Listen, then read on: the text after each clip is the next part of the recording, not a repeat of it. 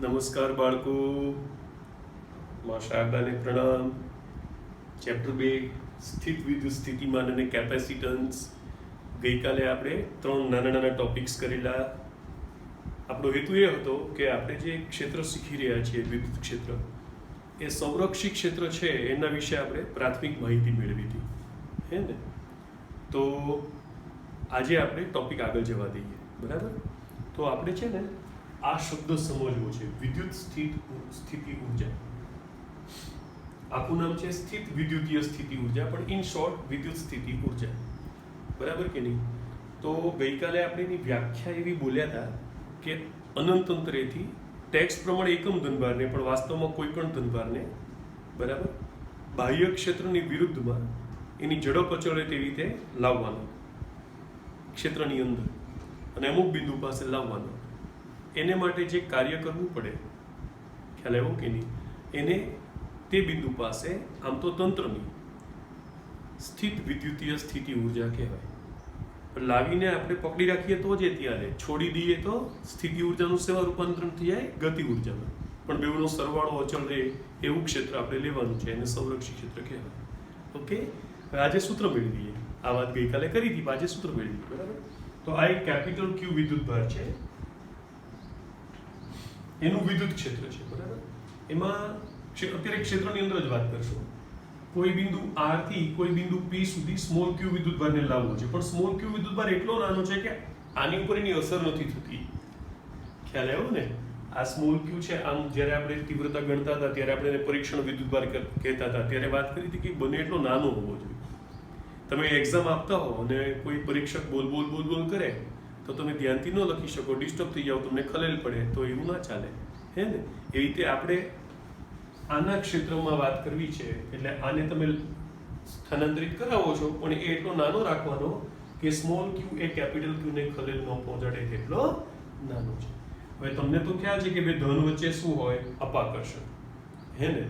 એટલે આ તો આને ધક્કો મારવા ટ્રાય કરશે, એટલે એને નજીક લાવવા માટે તમારે બળ લગાડવું પડશે. એને બાહ્ય બળ કહેવાય, એફ એક્સટર્નલ એટલે બાહ્ય બળ. શું કહેવાય?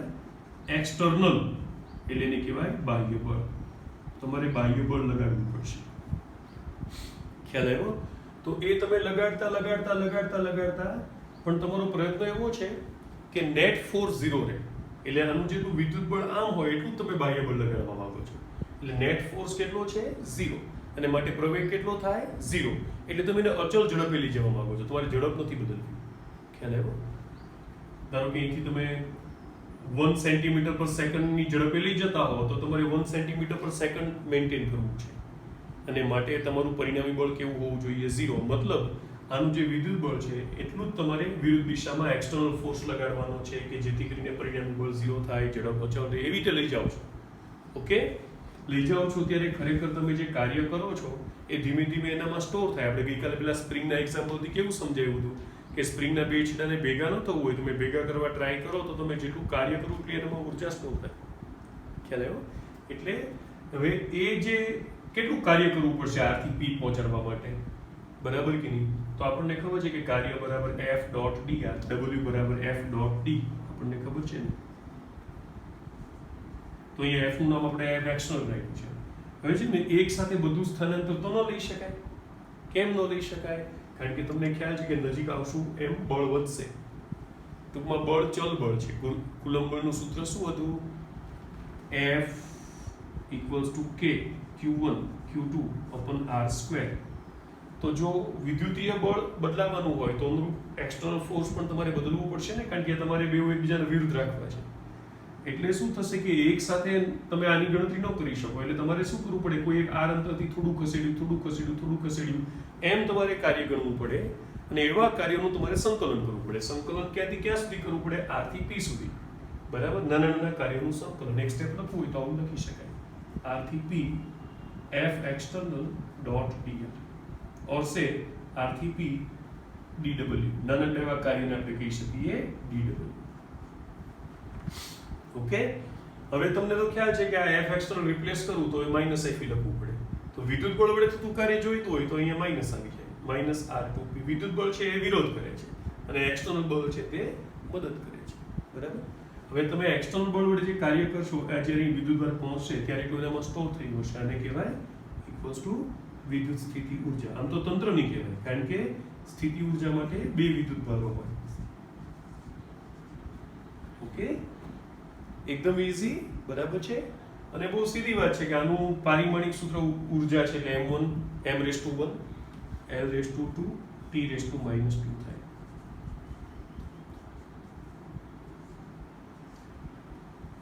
એકમ જૂલ થાય. ઓકે, હવે આપણે છે ને વિદ્યુત સ્થિતિ ઉર્જાનો તફાવત કાઉન્ટ કરીએ, બરાબર કે નહીં? એટલે ખરેખર તો આજે ગણ્યું હતું એ વિદ્યુત સ્થિતિ ઉર્જાનો તફાવત જ હતો, બરાબર ને? કારણ કે અહીંયા આગળ ધારો કે તમે અહીંયા ક્યાંકથી લાવીને પહેલા એને મૂક્યો, બરાબર કે નહીં?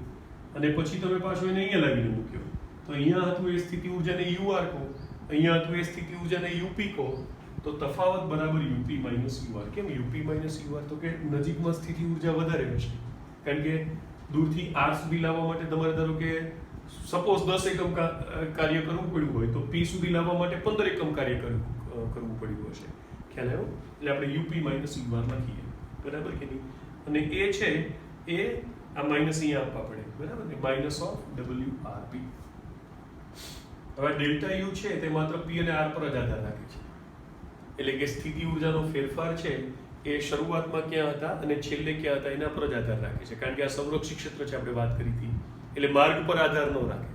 એટલે આ P થી આધાર કે R થી P પર લઈ આવું છું તો સીધું લેવું કે વાંકું ચૂકું લેવું, ડેલ્ટા યુ ની કિંમત સરખી આવશે. ઓકે, એ માર્ગ પર આધારિત નથી, માત્ર શરૂઆતના સ્થાન અને અંતિમ સ્થાન પર આધારિત છે. ઓકે, પછી બીજું કે સ્થિતિ ઉર્જાના નિરપેક્ષ મૂલ્યનો અર્થ નથી. કેમ અર્થ નથી? કારણ કે આપણે લાઈફમાં ફેરફારો જ શીખીએ છીએ, આપણે કંઈ અનંત અંતરે જવાના નથી, બરાબર કે નહીં? ક્ષેત્રની અંદર જ નોર્મલી ફેરફારો શીખવાના હોય. એટલે સ્થિતિ ઉર્જાના નિરપેક્ષ મૂલ્યનો કંઈ અર્થ નથી, ફેરફારોમાં જ આપણને ઇન્ટરેસ્ટ છે. ઓકે, હવે ધારો કે અનંત અંતરે આપણે સ્થિતિ ઉર્જા શૂન્ય લઈએ, કારણ કે ત્યાં આપણી અસર પહોંચવાની નથી, બરાબર કે નહીં? તો આપણું આ જે UP-UR છે બંનેમાં આલ્ફા આલ્ફા ઉમેરું તો લખાય આલ્ફા અચળ છે, UP + α - UR + α એવું લખીએ તો આલ્ફા આલ્ફા તો ઉડી જવાના છે. આને UP-UR જ લખ્યું પણ લખવાની એક બીજી રીત કરી, બરાબર? તમને તેનો ફાયદો થયો તો ઉભા થઈ ગયું. હવે શું કરીએ? જો આ UP + α, હવે UR એટલે એને અનંત અંતરે લઈ જઈએ. R થી P પર આવું છે કે નહીં? હે ને? તો R બિંદુને આપણે અનંત અંતરે લઈ જઈએ અને ત્યાં સ્થિતિ ઉર્જા કેવી લઈ લઈએ? 0. તો આને બદલે 0 લખી નખાય, -α, આલ્ફા આલ્ફા ઉડી જાય. તો આ તો આવી ગયું UP બરાબર UP-UR થઈ ગયું. એનો અર્થ એમ થયો કે અનંત અંતરેથી તમે વિદ્યુતભારને લઈ આવો તો જેટલી સ્થિતિ ઉર્જાનો તફાવત છે એટલી જ સ્થિતિ ઉર્જા તે બિંદુ પાસે કહેવાય. જેટલી સ્થિતિ ઉર્જાનો તફાવત છે એટલી જ સ્થિતિ ઉર્જા તે બિંદુએ કહેવાય. અને એ આપણને ખબર છે કોના જેટલી થાય તો કે WRP જેટલી થશે, સ્ટોર થયેલી. હો, બરાબર કે નહીં?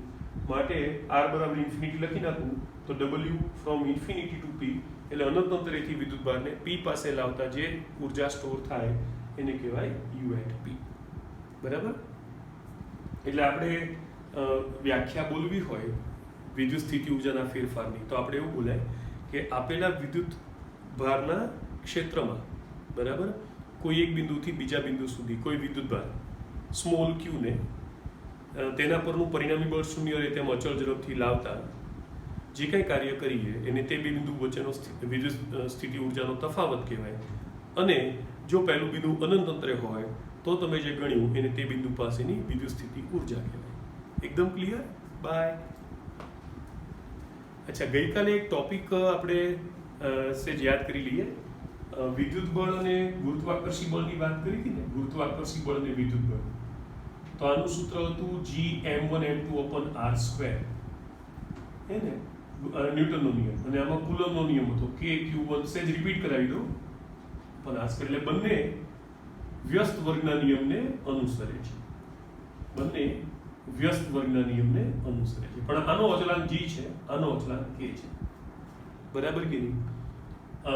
હવે ટેક્સ્ટમાં એક તફાવત નથી લખ્યો. એ એવો છે કે આ માત્ર આકર્ષી બળ છે. એમાં એવું પ્રશ્ન એવો હતો કે સામ્યતા અને તફાવત બેઉ ચર્ચો.